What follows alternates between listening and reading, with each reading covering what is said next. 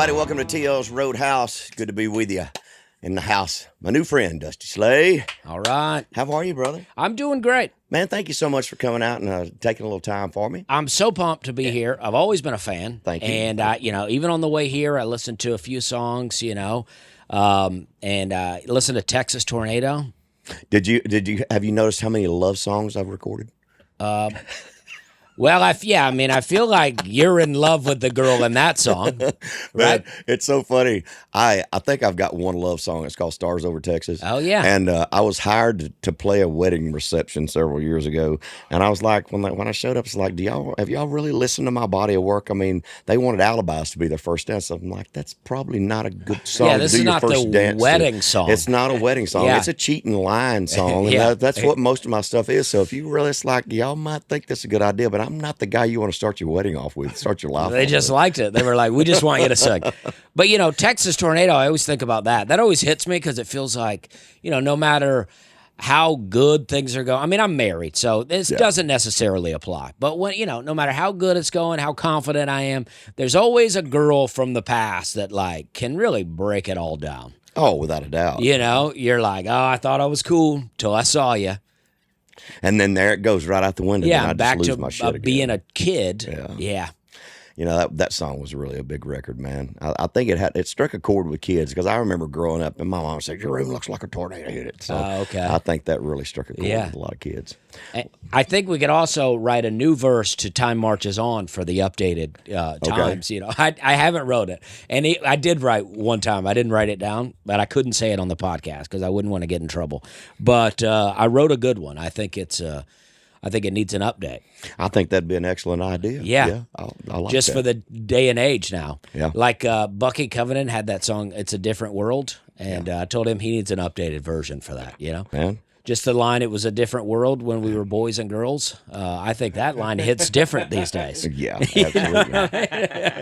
Man, as you've started touring, man, what do you think the similarities are and the differences between touring musicians and comedians? I mean, y'all, what's a road day in your life like? I mean, you traveling in a van, you flying from point A to point B all the time. What's a normal tour schedule like? Well, I think it depends on where you're at, right? Yeah. But I've always I love to listen to songs about, musicians being on the road and then compare it to my life, because, when I was featuring and you're not making any money, you're just opening for other people. Yeah. You're making very little money. You drive all over the place. I've drove all over the country.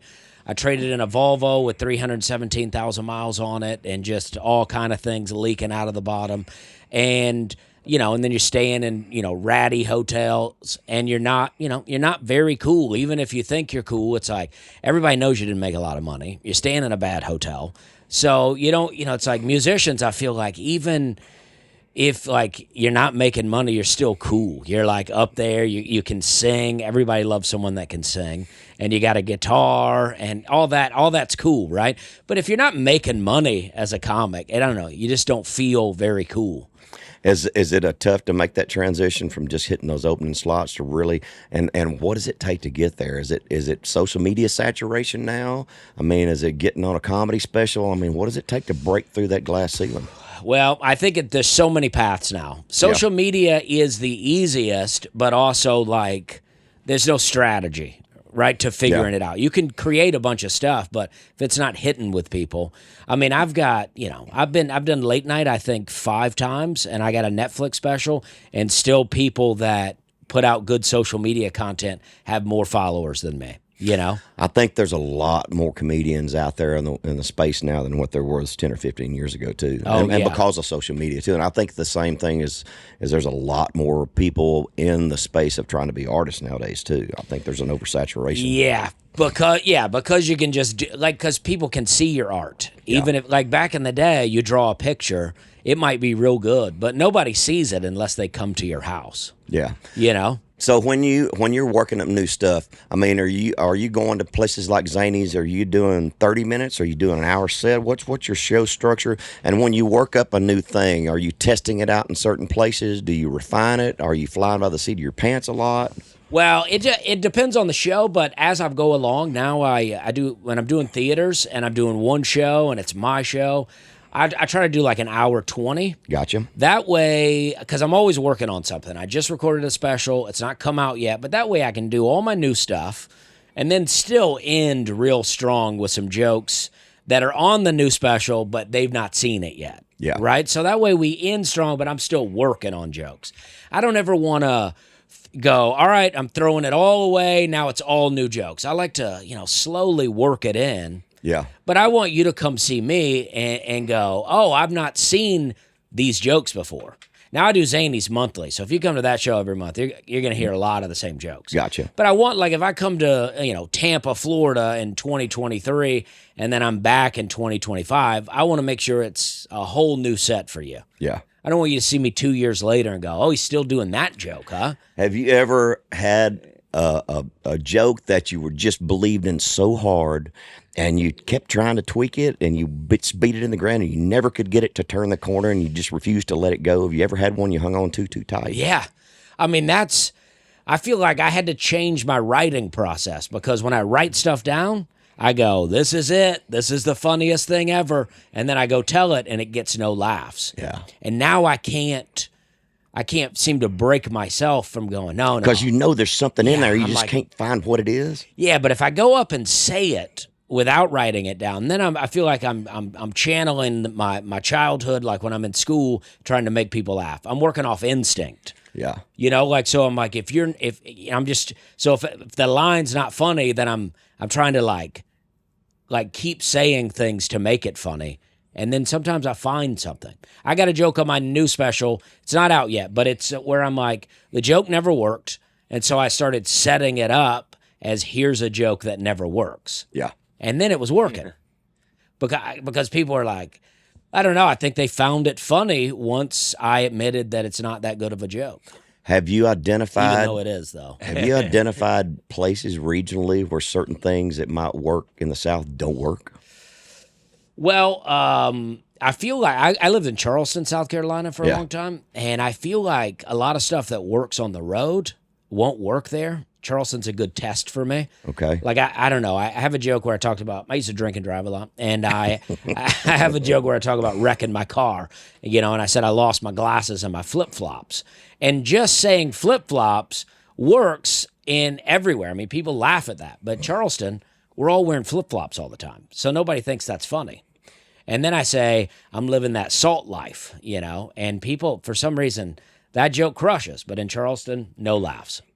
Wow, that's interesting. I've noticed regionally things people perceive things different from place to place in the country. Usually, the South has its own culture in a lot of ways. Northeast has its own distinct culture. You get to the Midwest and farmland. I mean, it's different out there, and LA is completely different. Well, I'm going to Portland, Maine. I'll have a big time with that. Yeah, and New York City this weekend. So I might have a different answer for you next week. When you go to Portland, go to Bahaba. Okay. Yeah, that's a pretty cool place. I like Portland. I've been to Portland one time. I've done a show there. I've never really done my own theater show in New York City. So yeah. When's that coming up? Saturday. Oh, it's right here around the corner. Oh yeah. Yeah.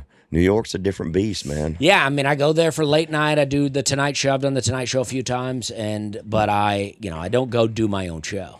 Yeah, but there's so much competition in that town. How do you break through all that up there? Well, I don't think I am. I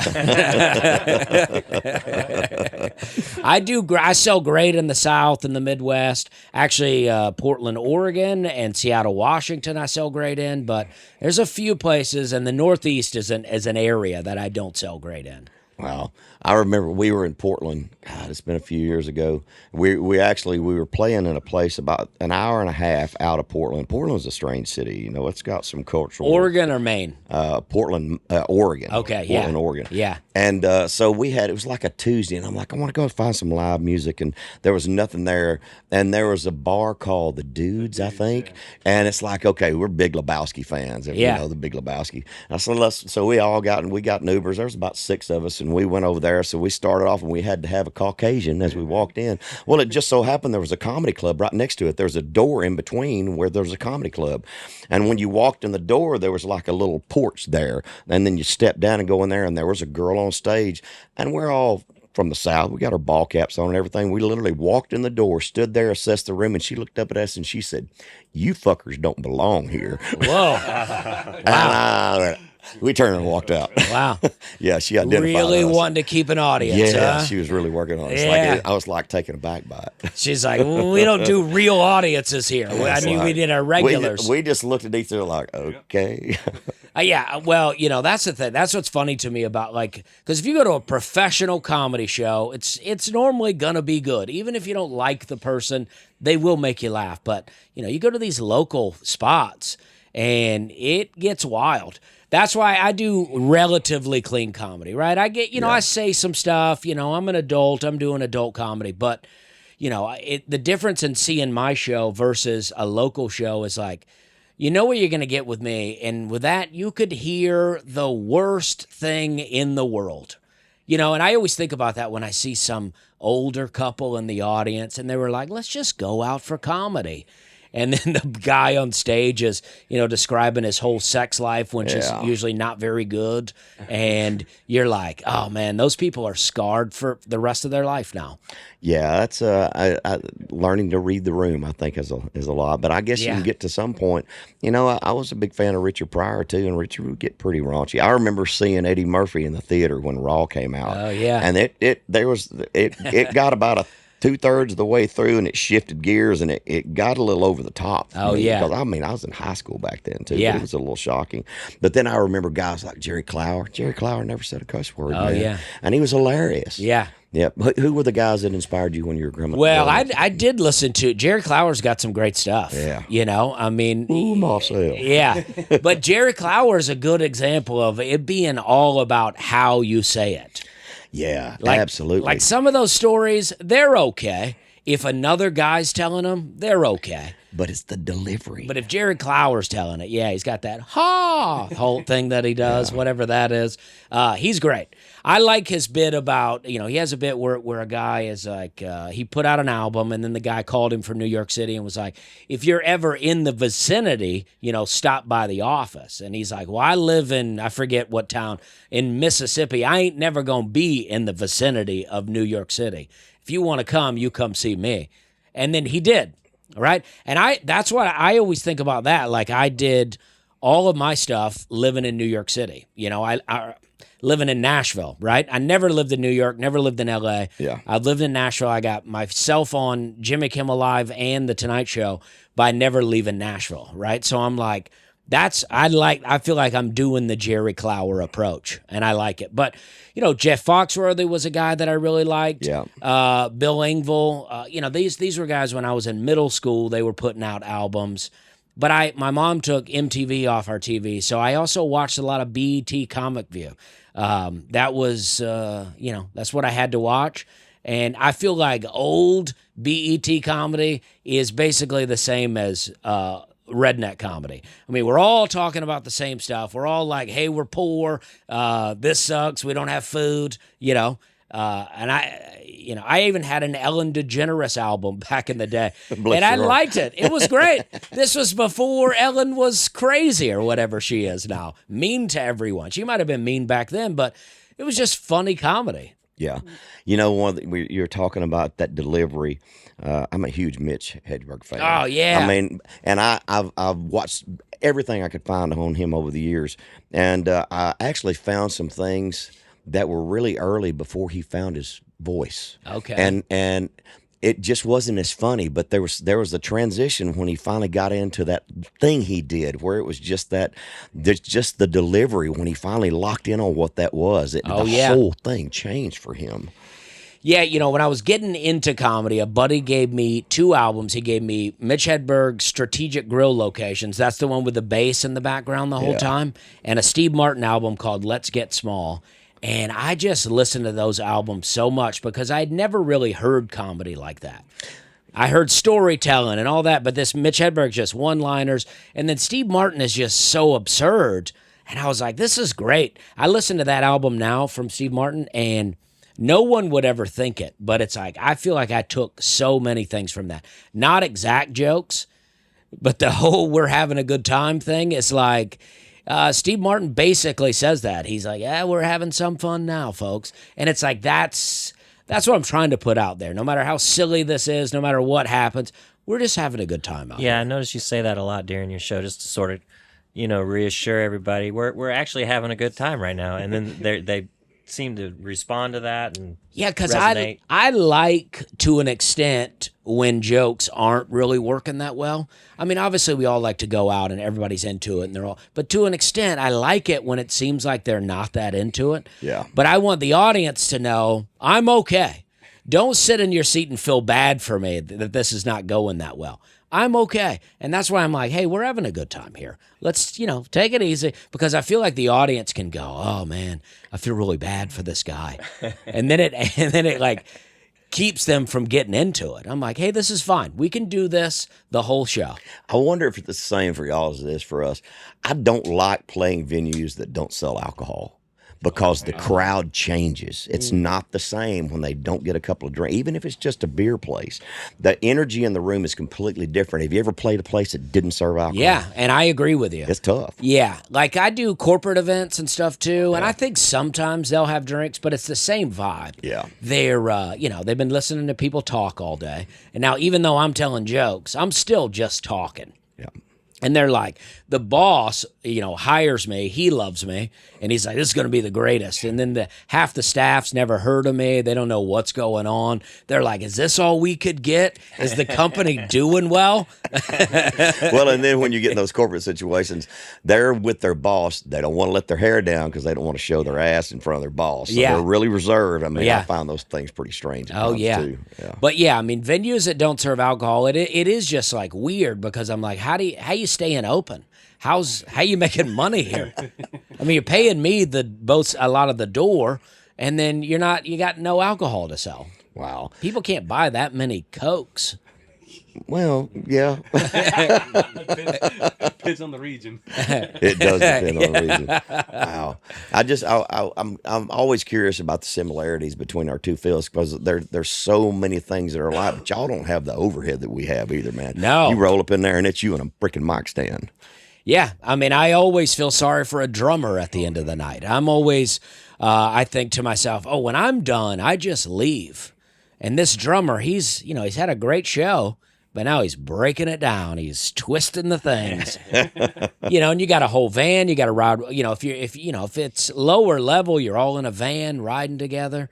With comedy, most of the time, now I fly everywhere, but even when I'm driving, I'm just cruising by myself in the car, listening to the radio. Yeah. On the weekend home from a show, maybe I'm doing a little weed and just listening to some music, and I feel like I'm writing jokes because I've just done jokes all weekend. So now I'm fresh on the jokes that didn't work, so now I'm thinking about them in the car. I love it. I don't miss my hips don't miss driving, 12 hours, but I miss it sometimes. Why did you settle on Nashville here? Why didn't you go to LA and or Austin or some of the other places? Well, Austin, I feel like at the time wasn't really on the radar for comedy. Rogan's got the mothership, and that now it's a hot city. Yeah. But I was, I like country music, and I came and visited Nashville, and I did a few shows, and then I got in Zanies. I did one show there. The booker was like, hey, anytime you're coming through, let me know. So I lived in Charleston, South Carolina for a while after I left Alabama. I grew up in Alabama, moved to Charleston, then here. And I'd never had a comedy club. So now I'm like, oh, I got a club. I like country music. I like Nashville. And then I thought, it's a good center location. Now I can drive to all these cities with comedy clubs. Yeah. Instead of having to fly. Like if you move to, Salt Lake City, great comedy scene in Salt Lake City, but there's nowhere to go. Yeah. You can't drive anywhere. Yeah. Vegas has a good comedy scene. There's nowhere to drive out there. And then it's like LA, I feel like it's a bad place to start comedy because that's where everybody goes. Yeah. So you're way bottom of the list. And I just thought, I could start working the road. And I moved here, and in 2 months of being here, I quit my job. I went full-time comedy. That was 2014. I've not worked a job since then. Back then, I had an apartment in Nashville, attic apartment for $250 a month. My car was paid off. I didn't even need to make money. I was like, this is how I get this going. That's awesome, man. Talk about low overhead. Yeah. Older guys with kids, they ask me, they go, is it too late for me to get into comedy? I go, probably. I don't want to tell you not to do it, but your family's going to be real upset while you're leaving them every weekend to make $250. Yeah. Yeah, it's different. Yeah. Who's some of your people that you hang with, comedians on the circuit and stuff because there's so many good ones out there these days.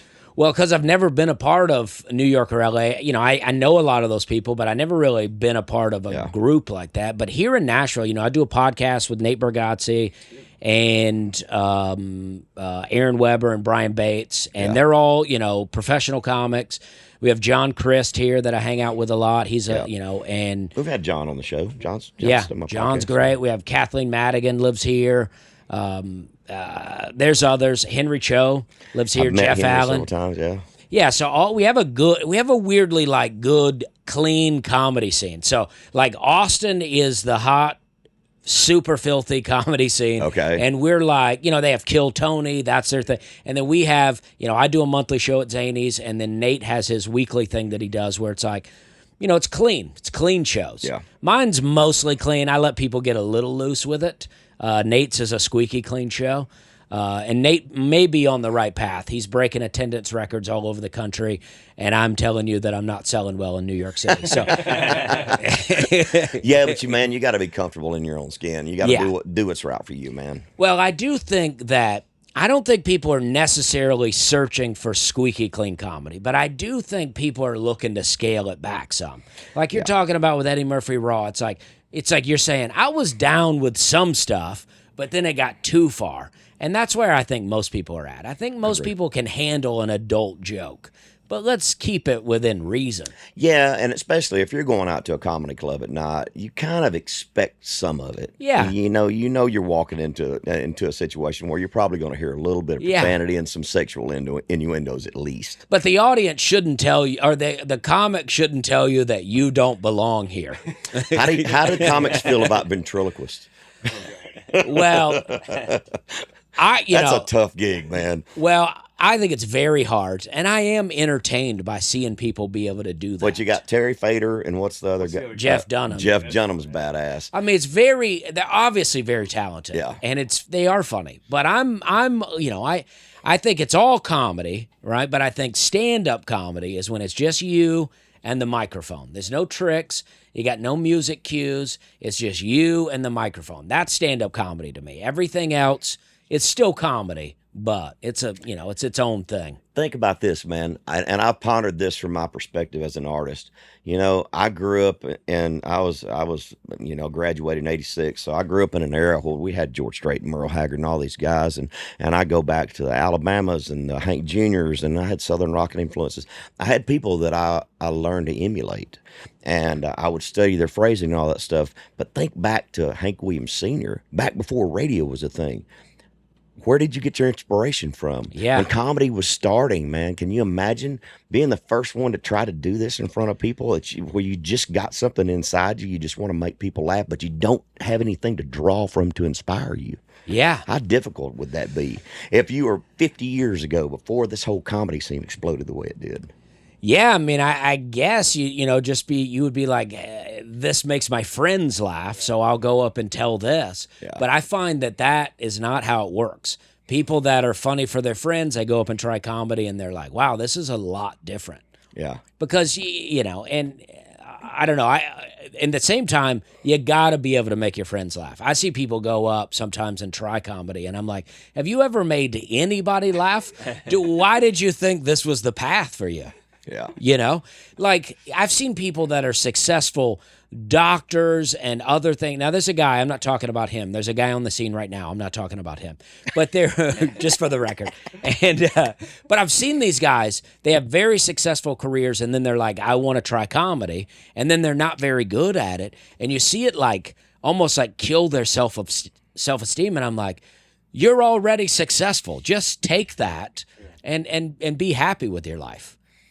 Just because you're failing in here with, all the guys that are not good at anything else, this is all we have.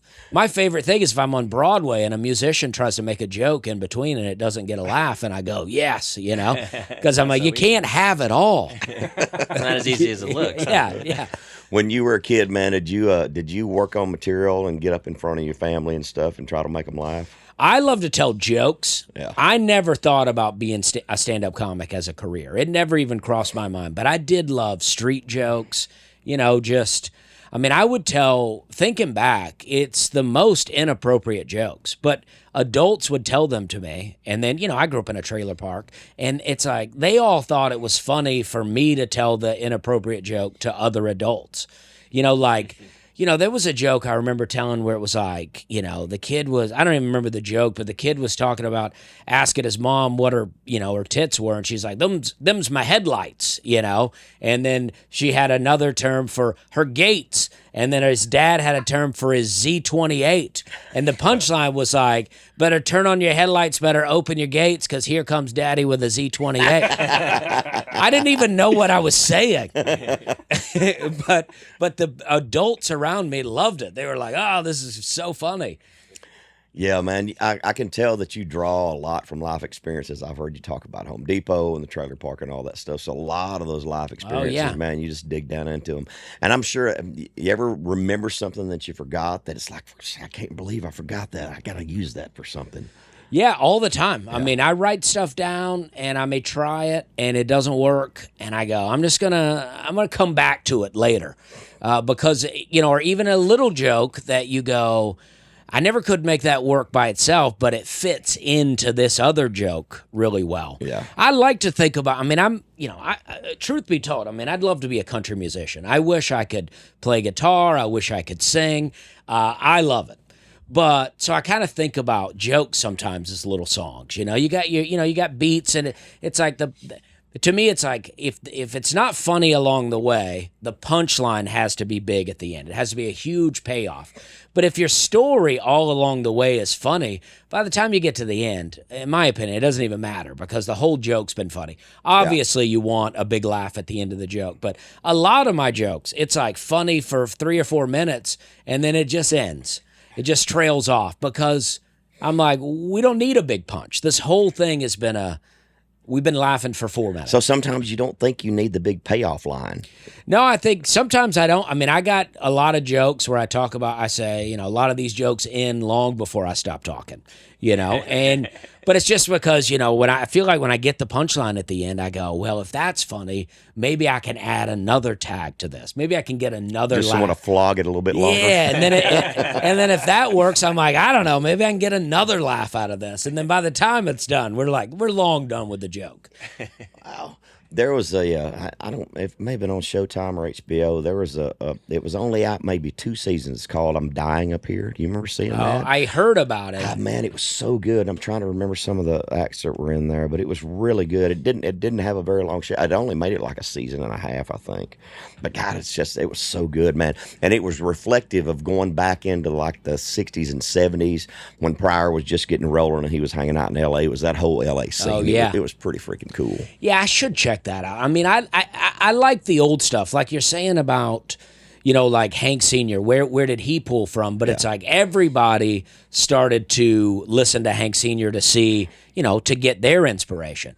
And I feel like if you're like getting your inspiration from newer comics, then I don't know, you're just doing a different thing. I like to go back to the source, go back to the early stuff to draw inspiration. Who was the first comedian to really hit? Would it be like Richard Pryor? Or Red Fox, bro. Oh, Red Fox was one of the early ones, man. He was, as far as nasty comedy and stuff, that was stuff that was like X-rated that you had to sneak around from your parents and stuff. Yeah. And Rodney Dangerfield was way back. Yeah.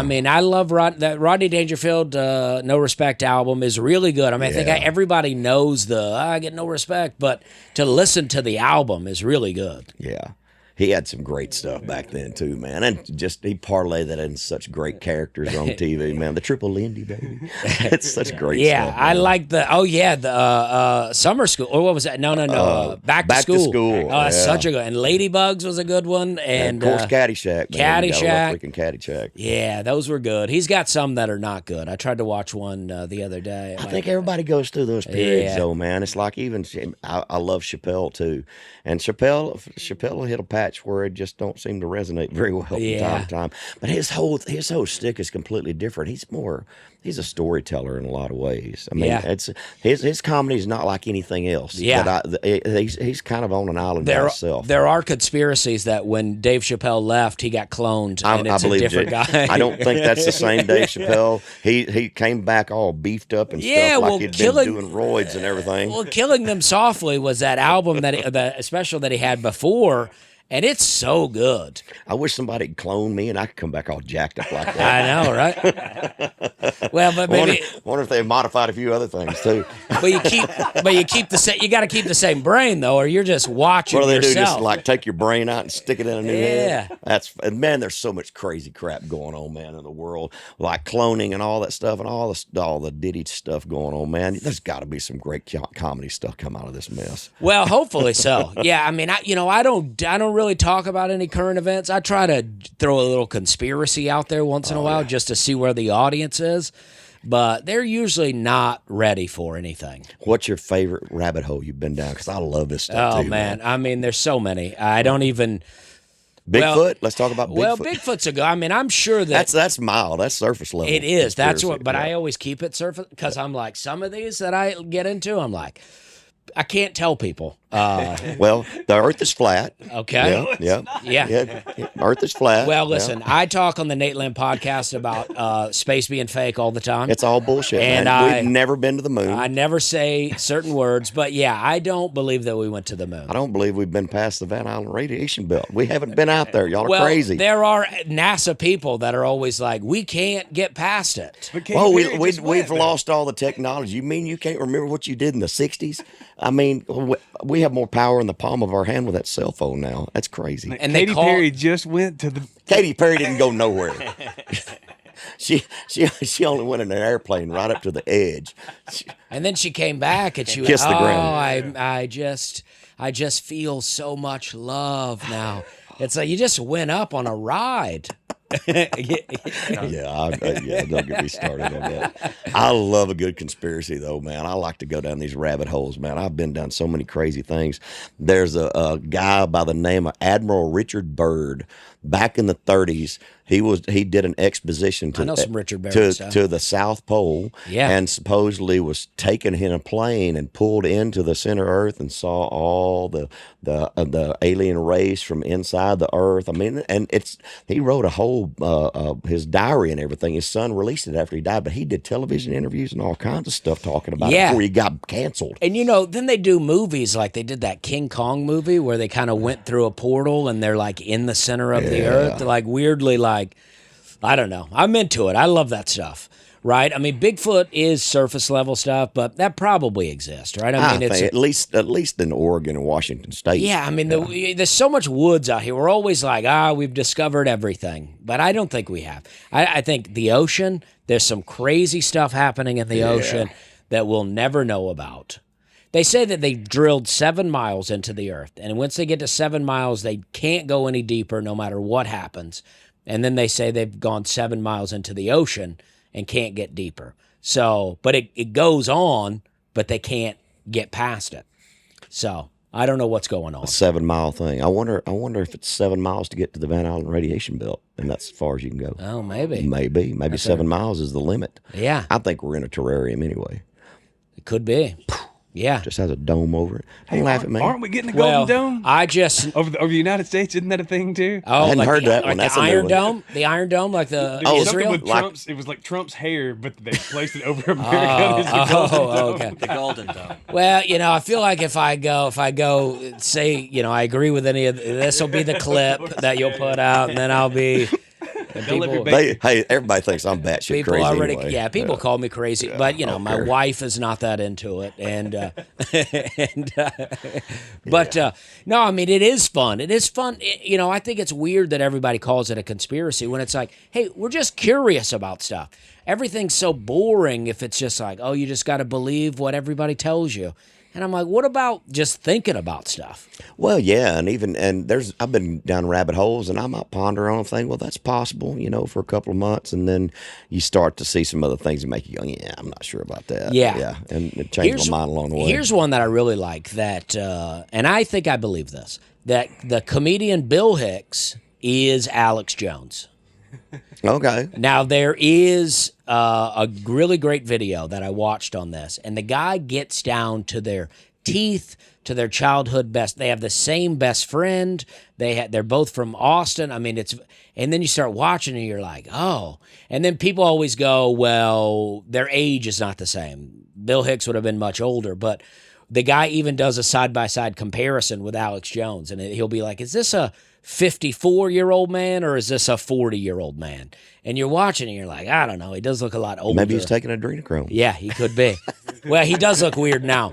But I love that one. I mean, I love Bill Hicks, so I hate to think that he's Alex Jones, but I also find Alex Jones very entertaining. I mean, when the guy yells and screams, he gets worked up. I'm into it. Yeah, he gets worked up a lot. I follow an account that's just devoted to Alex Jones yelling about stuff. Do you really? Yeah, and I'm into it. Yeah. Yeah. I send it to I got a small list of people that I send, all the weirdest stuff to. Have you had a chance to go overseas at all yet? No, never. I got a call actually to talk about doing some overseas stuff. Yeah. Like Europe and maybe Australia. And I wonder what the club scene's like over there. I mean, we played Europe some. A lot of people are doing it more now, but has the comedy scene really kind of popped over there? I think it's pretty good, I guess. Yeah. It's not what we have here. I mean, I know that Canada's not like, it's like they have a very limited comedy. Like anybody that gets good at comedy in Canada wants to come to the U.S. Yeah. Because we got it all here. I mean, it is pretty amazing how we can make money in this country. I'm so blown away when people like hate the country. I'm like, all you got to do is just like figure out something and then you can make money. It's unbelievable that I make money telling jokes. And that's pretty cool, man. I make money off the internet now, and I'm not even that successful on the internet. I make money off SiriusXM, plays my albums. It's like, I always think just figure something out. Like, I'm not saying I don't know what the other countries are like. I could go to other countries and be like, oh, this is the best. But I don't think so. I have friends that travel, and they're always pretty happy to come home. It's always great to come home. I mean, just our infrastructure and just the only place in the United States. I mean, the United States has Buc-ee's. Yeah. Where else can you get that? Right. We have freaking Buc-ee's. We got man. Walmart gas stations out here. I just saw something pop up the other day, and that's probably a bunch of crap on TikTok. Man, you got to learn to decipher through crap on TikTok. Buc-ee's has a cruise ship. At least that's what the new thing is. Buc-ee's has a cruise ship, and all the rooms are done. All the rooms are done in Buc-ee's, like comforters and pictures on the wall, the beaver, and all that stuff. If they don't have it, I bet it's coming. And I bet there's a lot of upside pineapples hanging on the doors. Oh, yeah. I bet there is. A lot of beef jerky in there, too. Coming to the 7 Seas. See? Is that real? I don't know if it's real. There is no Buc. Well, this is AI also. Yeah, there's no Buc-ee's cruise ship. Yeah, AI's ruining it for me. Just think how much beef jerky you could eat on a Buc-ee's cruise ship. Lord have mercy. And a pulled pork sandwich. Man, you'd have pulled pork sandwich all the time, son. Yeah, you can't even trust a good conspiracy video anymore. You got to really decipher through that stuff, man. This could be AI. Yeah, I've got my thumb has gotten jammed up on me from scrolling TikTok too much. Oh, yeah. It's bad. That is what I like to do. At night, go out, have a cigar, and just scroll TikTok. I love it. It's just mindless. Yeah. It's just so much crazy crap. Yeah, it's pretty sad, though, too, because, I feel like growing up, I'd sit out on the front porch with my dad, and he would chew tobacco, and we would just, like, watch the cars.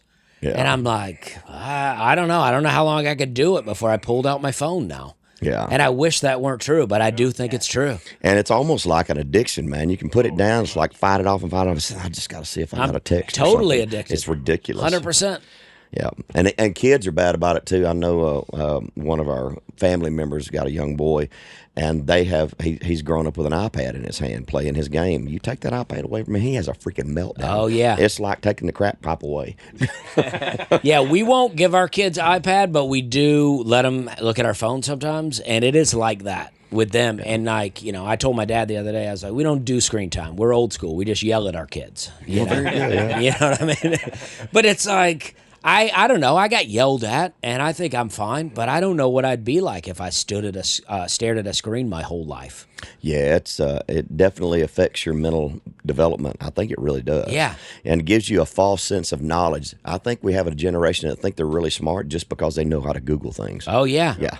My wife is a real reader. She loves to read. And she was reading an article about this Harvard professor, and he was saying people in Harvard right now, he's like, I've not changed my workload. And he's like, the majority of students can't handle the same workload that generations used to be able to handle, and they can't read anything. And not that they can't read, but they can't, everything's too advanced for them. Yeah. Even the old stuff. She was talking about Abraham Lincoln giving a speech. She's like, and if you break down that speech, he was talking to the everyday common man in these speeches, but it's these long, drawn-out speeches with big words, and now when politicians are on TV, they're like changing their accents to depending on who they're talking to. Oh, they're just about getting sound bites. Yeah. That's all they're after. Oh, yeah. Yeah, it's getting a sound bite. It's like they have to dumb it down for people now. I've been told that in the songwriting world, and it's been through certain sections of time where you turn songs in, and it's like, man, that's a little bit over your audience's head. You need to kind of dumb that lyric down a little bit, and that always frustrates the crap out of me. Yeah. Because I think we don't. I think people are capable of a lot more than they think they are. The fun thing for me growing up was listening to a song and going, what does that mean? Yeah. What does he mean by that? And you couldn't Google it. You couldn't, you might buy the album and it be in the liner notes, but probably not. And you just talk about it with your friends. Man, and there were so many lyrics and stuff. Man, if you go back and listen to Zeppelin and a lot of those records, you have no idea what they're saying. No. I mean, Probably something real If you dark. wrote those lyrics out, you wouldn't even know what they meant. Yeah, Led Zeppelin, I think, has basically come out and said they're into some dark stuff. Oh, yeah, without a doubt. Yeah. But like Pink Floyd, I used to listen to a lot of Pink, smoking weed, listening to Pink Floyd, and we would be really trying to figure it out. Me and all my, redneck pothead buddies are like trying to figure out what. Did you ever sync the Wizard of Oz up with it? I always wanted to do that. Dark I've Side of never the done Moon. that. Oh, yeah. Yeah. Actually, you don't have to sync it now. They've got a YouTube video Do where they really? they've already done it. I've got for to you. watch that, man. It's pretty I've great. heard that for years and years and years. It's pretty great. Yeah. Yeah, I mean, I'm into it, and it's like, I don't know. I mean, I do the Opry, I get to do comedy at the Opry, and I meet a lot of new musicians that are very good, but for the most part, what they play on the radio now, I'm not into. I mean, people may like it as a genre, but it's not the country that I grew up with. Yeah. And not, I'm like a 70s, 80s, 90s country fan. That's what I like. Yeah. It can get a little old, too old for me. And then the new stuff, I don't know. It's just like, I went to the ACMs in Vegas a few years back, and I'm like, the whole show, there wasn't a fiddle, there wasn't a bass, there wasn't a steel guitar, and I was just like, what is this? Yeah, it's frustrating to me too, because I like all those traditional country elements, man. I like to hear that fiddle and steel, man. They just add such character.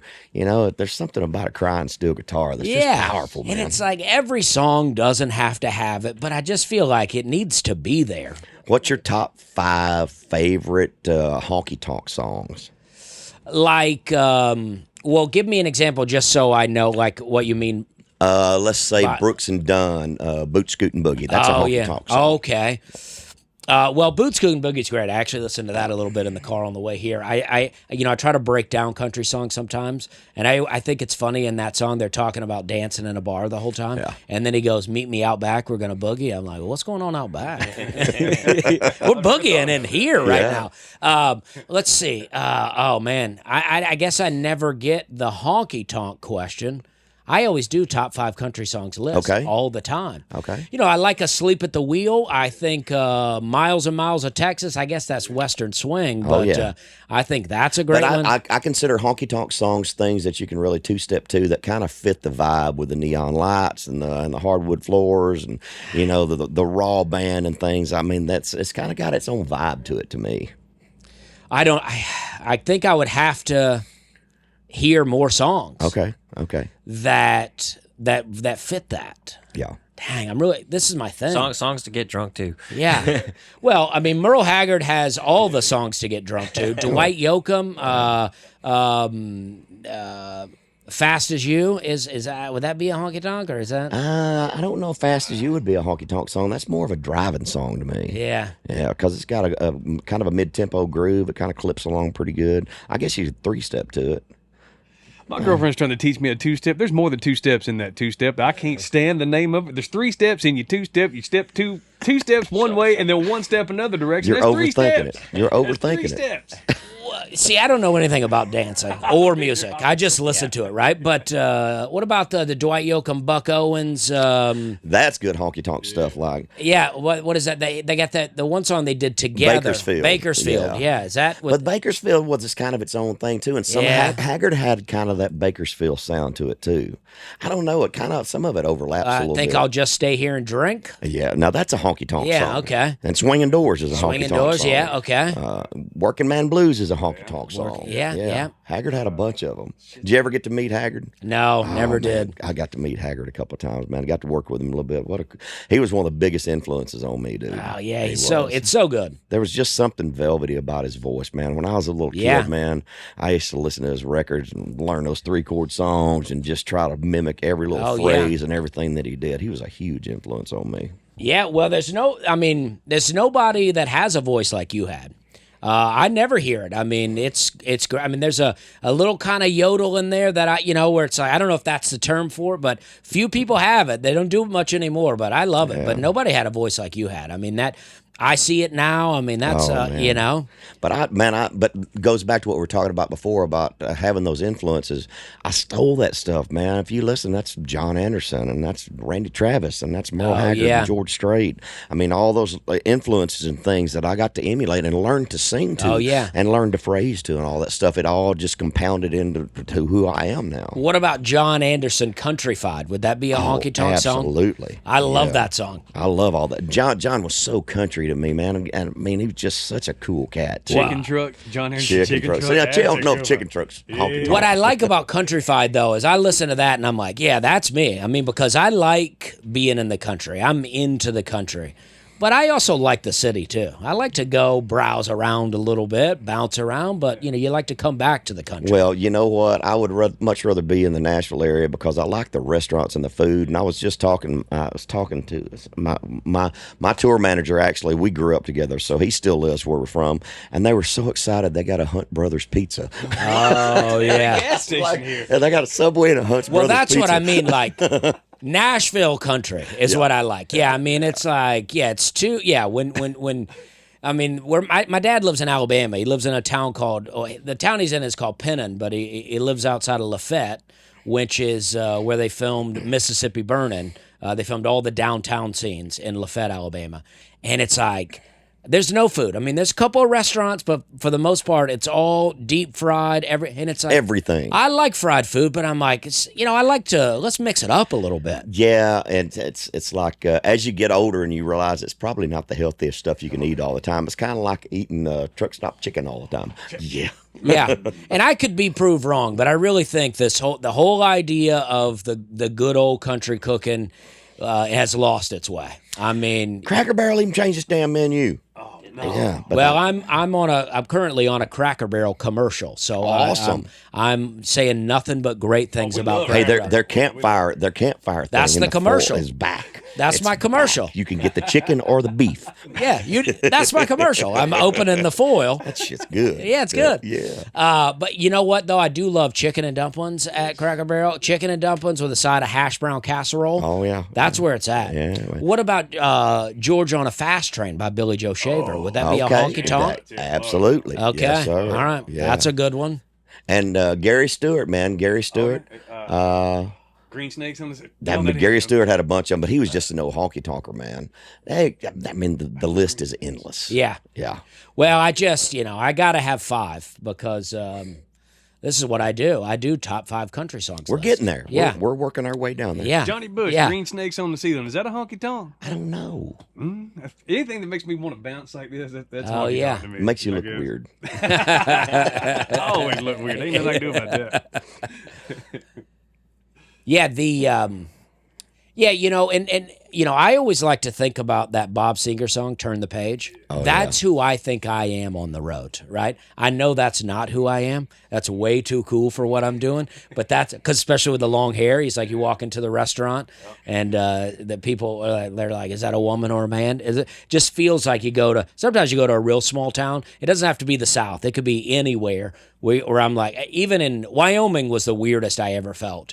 I was in a restaurant. I was the only guy in there with long hair, and it was packed. And these felt like all cowboys out here, and I just felt pretty weird in there. Yeah. And then somebody bought my meal. They were like, "Oh, we're a big fan," and I was like, "Oh, okay, this is me judging." It's everybody. probably not as bad as it used to Yeah. be. But what was the Charlie Daniels song? Not Long Hair. Uneasy Rider. Where he's he has a flat on the side of the road and everything. Oh, yeah. Lifted on down the shoulder on the rim. I was taking a trip out to L.A., chewing along in my Chevrolet, Toking on a number and digging on the radio. Yeah.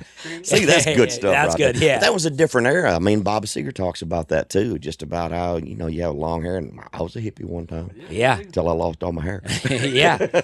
Enjoy it while you can, brother. Yeah. I mean, well, yeah, so far so good. I mean, it does start to get gray in my line. But, They got stuff for that. Yeah, It'll be but fine. I need to get some. I don't mind it. I got a little in the beard. I don't mind it. I'm, I feel like I'm really growing up.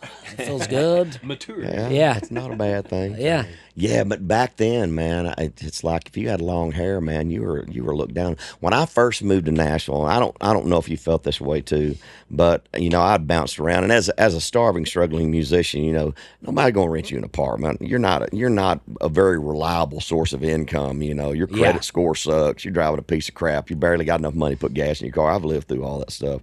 When I came to Nashville for the first time in my life, I was around all these other people that were just like me, and I felt like I was home for the first time. Oh, yeah. Is that community similar with you guys? Yeah, I mean, that's what's great about the open mic scene in comedy. If you're like just an audience member and you show up at an open mic scene, it could be scarring for you because you're going to see a lot of what you think are very sad people telling things about their lives, and you're going to go, wow, this has really brought me down. But as comics, like I've met people, and it's like they may not have friends anywhere else in life, but they keep showing up to the open mic, and even if they're not doing good, if they keep showing up and they just hang, they start to build friendships, and it's like you become friends because you're all like, trying to make it, trying to do something, whether you're just trying to make friends or you're trying to be a professional, you're all like seeing each other be real vulnerable on stage. Like, because you're all like, you go, all right, I think this is funny. This is what I think is funny. Now let's see if other people do. And then when you tell it and no one laughs, there is something about, it's almost like some kind of initiation process. That would be the hardest thing for me is delivering something that you really thought was going to kill and freaking crickets. Oh, yeah. And that dead silence for however many seconds you can hold your composure together before you move on. Yeah, and the hard thing about jokes is, especially early on, when you only, like, they go, you got 10 minutes of material, and they go, can you do 20? And you're like, yeah, I can do 20, because you just want the spot. And so you got no jokes to pivot to. I can do jokes now. I got hours of jokes. So I can do a joke. If it's not working, I go, all right, I need to switch to something that I know will work so I can get the audience back. Yeah. But it's like, and during that time, you're like, this is all I got. And if it's not working, you're like, well, that was my good joke. So I'm just going to get into this next joke that's for sure not going to do good. So... because I know the other one didn't work, so this one's not going to work, and this is just going to be a long 20 minutes. God, I can't even imagine. That would be terrifying. I could stand on stage and sing in front of anybody, but speaking, that's still hard for me on a stage in front of people, and it really is. Yeah. I struggle with it. Well, it's hard for me unless I'm telling jokes. Yeah. I try to do a TED Talk, which is on YouTube. It's not very good, but but it's like, I had this whole thing written out. I wrote out this whole thing, and then they didn't want us to use notes. They wanted us to memorize it, and I didn't have it memorized well. And so I do my first couple of lines. I can't tell if it's going well or not. And then I just start doing jokes. I'm like, I know this is not what I came out here to do, but I'm not about to bomb this TED Talk. Now, the audience is not mic'd well, so it seems like I'm doing worse than I did. It was a hot set, but I'm just like, I got so uncomfortable talking to people and them not laughing, even though it wasn't jokes. I'm like, I'm supposed to be telling you a thing, but if they're not laughing, What I'm was like, your subject supposed to be on? well, I was doing it on We're Having a Good Time, which is, the idea being no matter what's going on in your life, it's all about perspective, right? You can still have a good time, have a good life, even if you're broke or you got nothing going on. And I do believe that. Yeah. I do believe that, we're so often like especially in the social media age, we compare ourselves to other people. It's like, I'm talking about Nate Bargatze, right? It's like, I am so happy with my career. I'm doing so much better than so many other comedians trying to do this. I'm doing theaters. I'm selling out clubs. I got a Netflix special. But I do a podcast with a guy that adds multiple arena shows. Like he just set another attendance record. He holds the attendance record at Bridgestone here in Nashville. It's kidding. like Wow. he can't stop setting records. So compared to him, my career's not going that well. But and you can easily lose perspective. But I'm like, no, it is going great. But it's all relative to your own situation too, man. You put the sweat equity in, you got the time in, man. You got to be proud of where you're at, man. That's a long journey. Yeah, and I also am a few years behind Nate. Nate started comedy long before I did, and in a lot of ways we're tracking in the same way. But I also don't necessarily want the same things. I don't know that I want to do arenas. Sure, I'll take the money, but theaters are good for me. A 2,000-seat theater, it's still pretty intimate because they're not all built like the Opry. I mean, I would take 4,000 if they were built like that. But, you kind of lose something, in my opinion, when it gets too big.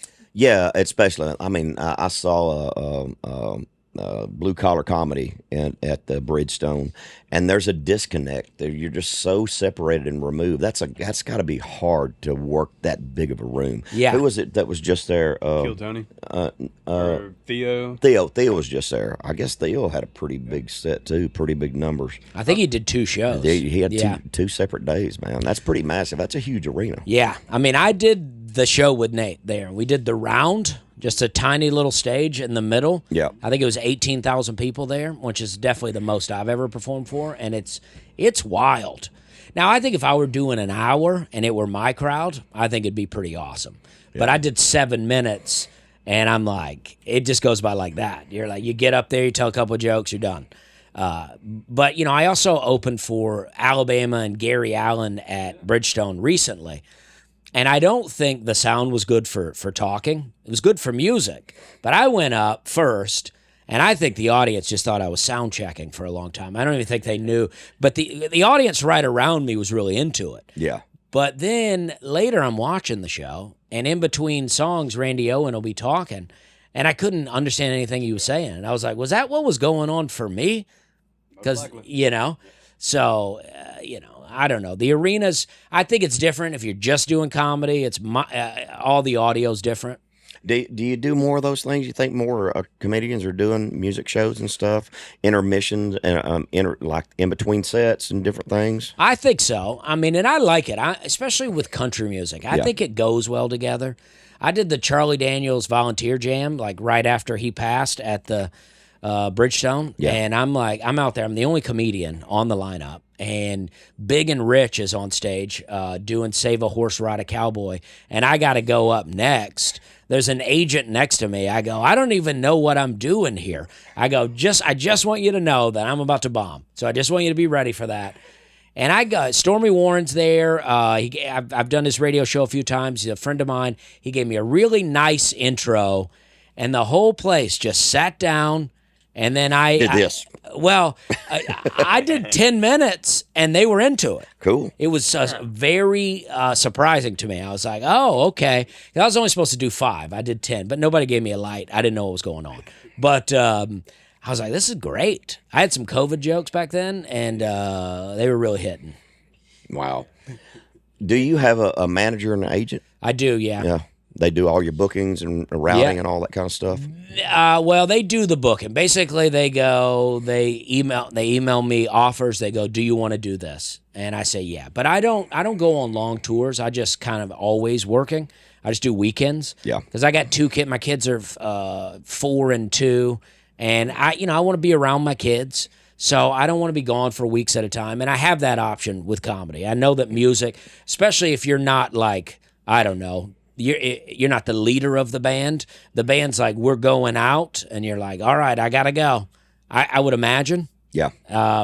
But with me, I got some options at this point where I'm like, I don't want to be gone all the time. We're the same way. We're weekend warriors. Rock and roll tour is different, and I never have wanted to be like that. I mean, 10 days is a long time for me to be gone. Yeah. I don't typically do any of that. Yeah, and I mean, if I'm doing 2 shows a night, which sometimes I am, it's like, your voice gets worn out. Yeah. And I can't imagine singing. You get used to it. I mean, that's just part of it. You settle into it. For the most part. It's fun. Yeah. I love it. Yeah. I mean, I love it too. I mean, I'm always like kind of fighting, like I don't want to be gone too long. But then once you are out there, it's like, it doesn't matter. I've done shows sick. I'm sure you have. I mean, I did some shows last year where I think I started to get the flu on Thursday, and then it hit me worse on Friday. I did 2 shows on Friday, and then Saturday was the worst of the sickness, and I did 2 shows. And I'm like, I felt so bad in the green room. I'm just sitting back there drinking tea, not talking to anyone. But I get out there, and they just come alive. Something about when the PA comes on, you get that mic in your hand, the lights come up, man. It's just, you just push everything aside. I think the cold medicine, man, when you get like that, you just get kind of cloudy in your response time. It's like you start thinking about stuff before it's like if you start worrying about what the next line of a song is, you're screwed. That's when you get messed up. You start now. Are you in your mind? Are you preparing for your next joke when you're wrapping this up? Are you already moving forward in your brain, or you already have all that stuff structured? Well, I got a set list that I like to do. Yeah. I feel like the headphones were making me dizzy. I got a set list that I do, and and I'm like, this is the order that I want to go in. But it may switch up as I'm going. It's kind of like, I got a friend. He says it's like comedy's like a tree, right? And your set list is the trunk, right? But you go up a little bit, and you may go out on a limb, and then when that limb starts to get weak, you reel it back in. And that's what I like to do, and that's how I think you can figure out new jokes. Yeah. Like you go, all right, I got this joke works, but let's play around a little here. See if we can't grow this joke a little bit. Do you do that on the spot? Yeah. In front of the audience? Oh, yeah. I mean, I just did a show at Zany's last night, and I got this joke I've been trying to work on about dip, about Kodiak wintergreen, and I just kept going last night, and I got into the commercial about the guy losing his jaw, and I'm like, at that point, I feel like you just keep dipping, right? You just put it in your upper lip. You've already lost the jaw. I mean, I was like, at that point, you don't even have to spit. It just kind of drips out. That's what I'm talking about. A cancer disease. And I think that just came to me on stage, and I was like, oh yeah. But I've done the joke a bunch of times, but I'm like, I just keep riffing, trying to find that funny. And then you I get just love in the there. shock factor of it all. When you land on something where you see that look in people's face, that's awesome. That's got to be the best part. Yeah, of it. I mean, and I just think there's a thing, especially in the South or at least rural communities, people know about dip that I feel like not everybody knows about, and I like to make the joke about packing a can. And I wish they let baseball players start dipping again. That'd be awesome. I guess I don't follow enough baseball. I didn't know that wasn't they don't a thing. allow you can't dip on a baseball. There's a real war on tobacco out here. It's awful. Yeah, and they try to. They all pack their jaw full of sunflower seeds and stuff. Yeah, that's just not. That's not the fun. I remember Lenny. Who was it? Not Lenny Dykstra, but I think he was doing it too. But there was another guy. All my baseball references are when the Braves won the World Series in the 90s. That was 98. Yeah. That's a long time ago. Yeah. Darren Dalton, maybe that was one of those guys. Dave Justice around there? Oh, yeah, David Justice. Yeah. Chipper Jones. Ron Gant. Yeah. I've got some Greg baseball Maddox. cards, Chipper Jones was even a Smokesy. little later because it was who was it? Terry Pendleton was the third baseman back then, and then Chipper Jones was third base, right? Yeah. And then Sid Bream was the first baseman, and then Fred McGriff came. I think Sid Bream won the first World Series with them in the 90s. Yeah. Because there was that clip they kept playing. He was a real slow runner, but he got the winning run, so he came in real awkward, slow runner, like a giraffe kind of guy. Real long neck. Yeah. But that's, I love that about comedy. You just riff and you get out there, you get loose, and you're like, it's not a group setting. You're like, you're the guy. You're doing all the talking. You're not interrupting anyone. You're not talking over people. It's you. Yeah. You're talking. Do you ever feel like you move on from one that had more fruit on there that you left hanging for next time? Or? Well, I mean, this happens, well, in the night. If it happens in the night and you go, oh, I could say this tomorrow, then it's great. But the problem is when you film a special and then you keep doing those jokes and then they get better and you're like, oh, no, this is the joke I want on the special now. So I try to, the moment I record the special, I really do try to move on from the jokes. It's hard to do, but I really try to, I try to not make the joke better. You know, I go, I'm going to do a few of the, I try to have an hour and a half, and then I film an hour, and then I got a half hour that I can just start doing that's already good, and then I got to build the next half hour. So I just start pushing those out as soon as I can, you know, so you don't make them better. Because there's nothing like being like, this joke is better now, and the worst version is the one everybody's going to see. Wow. I hadn't thought about that. Man, what do you do? What's your decompression stuff? What do you do in your off time? You hunt, you fish? I know you grow a garden. I like to garden, and I got a little land in McMinnville where we put a cabin out there. That's cool. And I go out there. I got a 0-turn lawnmower. I like to cut the grass. I got an orchard that I'm working on. I bought a bunch of bare root trees, and so I'm growing all these fruit trees, but I don't get to go out there enough. So, but I like to do that, and, you know, I like cigars. That's what, I mean, my real thing, I love cigars. At night, that's what I'm into. After shows, I don't drink, so we go sit somewhere, have some cigars. Yeah. That's what I like. Well, if you were with Patrick was probably having a glass of whiskey and a cigar. Oh, yeah. Yeah. Well, I caught Patrick on the way out. I don't think he knew we were doing that hang. So Gotcha. He wouldn't do a cigar, though. He said his wife is not into it. Oh, he had to go home. She was on that ass. Yeah. But if I take an opener and they won't smoke cigars with me, even if I really like them, it's hard to take them again. Oh, really? Wow. Yeah, because I'm like, I got one guy, he'll still come hang with me, but I'm like, I don't know, it's not as fun. All right, so tell me, are you a Cohiba? You Romeo Juliet? What's your favorite? Well, I'm into the Arturo Fuente. Okay. Now those are for true Cubans, right? Well, I don't think you can buy the Cuban version. But what they say, everybody said, this is what they say about Cubans these days, that all the people that make the best Cubans are in Florida. Yeah, they fled from Cuba. Yeah. So now they're in Florida making basically Cuban cigars. Yeah. And Arturo Fuente has a wide variety, but there's a few that I like. One of the best ones is that, to me, now somebody listening may think this is crazy, but they're real small. You can buy a box of 50 for $150. Okay. So you're getting $3 a piece, which is insanely cheap, and I think they're really good. And I've smoked all kind of cigars, and you can smoke one, and if you're like, I'm satisfied with that. But if you go, you know what, I could do another, it's about the equivalent of doing a regular size cigar. Yeah. And I'm like, that's where it's at. Okay. And they're always sold out, so I think I'm right about it. But better than a Swisher Sweet. Better than a Swisher Sweet. Oh, man. I was stuck in Chicago one time. God. I couldn't find an open cigar store, and I bought something like that. I was just like, I'm going to try it. It's so bad. Oh, I mean, yeah. it's like, that's what we'd try to smoke when we were in high school, man. The Swisher Sweets are so bad. I used to do Black and Milds. Wouldn't do it. Yeah. I would inhale Black and Milds when I was younger. I mean, I don't know. I was insane, I guess. But it was great. Black and Mild. That's how I quit smoking. Quit smoking cigarettes, going to Black and Mild, and then I had to go back to cigarettes to get off Black and Mild. I was like, I'm dying out here.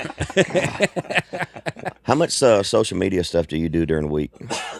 Well, I have a social media team, so thankfully they've gotten to take over that. But I try to post 3 videos a week. Gotcha. Between all the things, and but I still have to get involved. I still have to make videos. I still have to find content. Normally when I do a podcast, somebody else's podcast, I'll send it to them and I'll go, find some funny stuff in here and post that. Or, to me, it doesn't have to be funny all the time. Sometimes people go, they'll comment, they'll go, oh, where was the punchline? I'll go, well, this was a serious story. You know what I mean? Like, people are so ruthless online. They're not too bad to me. And I'm not trying to be a feminist here, but it is really bad for female comics. I mean, I read their comments sometimes and I'm like, geez, this joke was pretty good. And they're tearing down their appearance. And I'm like, take it easy, guys. But they do it to guys too. I mean, they're like, oh, the internet's vicious, man. yeah. I mean, there's a guy who does hashtag dump Dusty every podcast that I do. And it's like, I blocked him on all other social media, but I left him on YouTube. I don't mind it on YouTube, but he started coming to all my video everywhere. I make a post on X. The moment I hit send, he's got hashtag dump Dusty on it. I'm But like, there's nobody worse than what Tom Segura's doing to Garth Brooks. oh, calling him a serial killer? Oh yeah, Yeah. that's Where Where the bad, bodies, dude. G? Where the bodies? Where are the bodies, G? He's been killing. That's been going on for 2 or 3 years, though. Yeah, can you imagine if Garth Brooks is a serial killer? He's like, dude, Well, there's be been cool, like a man. whole bunch of people that have disappeared at Garth Brooks shows. Yeah, he's man. like, be cool, guy. That's just insane, man. Yeah, That's a conspiracy theory Yes. for you. Yeah. That's a rabbit hole to go down. Yeah. That freaking kills me. Tom has latched on to it. He will not let it go. Yeah. Did you do any King of the Hill stuff? No. Oh, I felt like you, because there was a big country music episode, and I don't know if you ever saw it, but it was, Not propane, so. this was where Peggy was claiming that Randy Travis stole her song. Like she wrote a song and sent it to him or something like that. And then everybody's like everybody's acting like she's being so ridiculous. But as the episode goes on, like he's now doing her whole life story. He's like, to the point where he's like, when I was a little girl, and it's such a good episode. I'll have to It's go back got and dig Brooks that and out. Dunn is on it. It's got a bunch of people. It was like good, like 90s country episode. Yeah. That's good stuff, Weren't you man. in next Friday or something? Like Oh, the just a cutout? stand up. Yeah. Oh, it's so bad. Still The your worst, head, the isn't it? worst stand up on the history of the planet, man. I was like this. It was the worst. I don't know why Atlantic picked that shot. It was so bad. Well, brother, What was it? My phone started playing music. Let me see if I can find it. Friday after next, I believe. There's a scene where Ice and what's the other guy? They're in the record shop, and there's a stand up, and it's me in a cowboy hat with a striped shirt from the '90s, and my pose is kind of like this, and my hands are like it a is cardboard cutout. It's a cardboard cutout. Yeah. and I know they found the god awfulest thing they could find because you just look at it and you want to laugh because it's so bad. The record label picked this thing out. It was absolutely atrocious. Oh, no. Yeah, it deserved to be burnt. Well, that's what they do, right? I know that we're wrapping this up, but I do these photo shoots. I hate photo shoots, and we'll go. I got 2 poses. I do like this, and then I don't do that. That's and we do 30 minutes of that, and then they go, well, let's try to mix it up a little bit. Try to do, and then I'll do something weird, and then now that's on the cover of a magazine That's the one they somewhere. pick. That's the one they use. I'm like, I hate this picture. Don't use this. Oh, it's so bad. I got people, comedy clubs sometimes they'll find pictures of me when I started stand up where I have no short hair, no hat. And I'm like, some people just know me as the long haired hat guy. It's like, they don't even know my name. So it's like, you don't use, they're like, who is this guy? Are you trying to sell tickets or what? Yeah. There's some of mine that I've seen that are so bad, I look like Jimmy Dean on the sausage, man. There's like shot from here, and I'm like, Oh, yeah. they're so bad. I hate them. Yeah, I'm like, who's approving this? And and they're like, is this a good look? Is this how you think I look good? Is this branding? You get to a certain age where you just don't even care anymore. Yeah. That's just what happens, I think. Yeah. Part of it. Yeah, Well- especially now with AI, they just create like I did a picture of myself with AI and it didn't look like me at all. So I put in a photo of me and I said, "Will you Photoshop this in?" And then it didn't Photoshop. It just tried to make it look like me. But I'm like, that's not me at all. Is that what artificial intelligence think I look like? I think AI is probably demons. And without I'm a very doubt. leery of it. Yeah. That's another conspiracy that I get into, but I'm afraid of it. It's scary. But they do make posters quick. Oh, yeah. A lot of positive things to it, brother. Where's give me all your socials and everything so we can send everybody to you. Well, it's at Dusty Slay, my name. Everything is at Dusty Slay. My website's dustyslay.com. I try to mix it up on the social media stuff. I try to do a little different stuff on each one. Yeah. TikTok and Instagram are pretty much the same. But YouTube, I post a lot of long form content.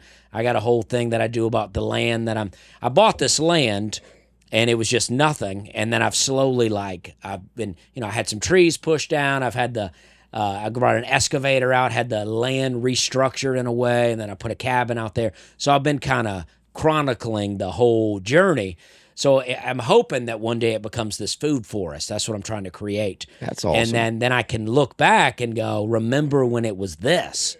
So not all the videos are that interesting, but we are just trying to, kind of video journal it all. That's awesome. Yeah. Brother, I really have enjoyed it, Dusty. Yeah, thank you. I Great visiting appreciate with it. you. And Yeah. I want to come catch your show sometime. Yeah, anytime. Yeah. Free tickets to any show. I need to come Yeah. see you down at Zany's. I think that'd be Yeah. a good night out for us. Yes. Sure appreciate you, my friend. Yeah, Dusty thank Slay. you. Awesome.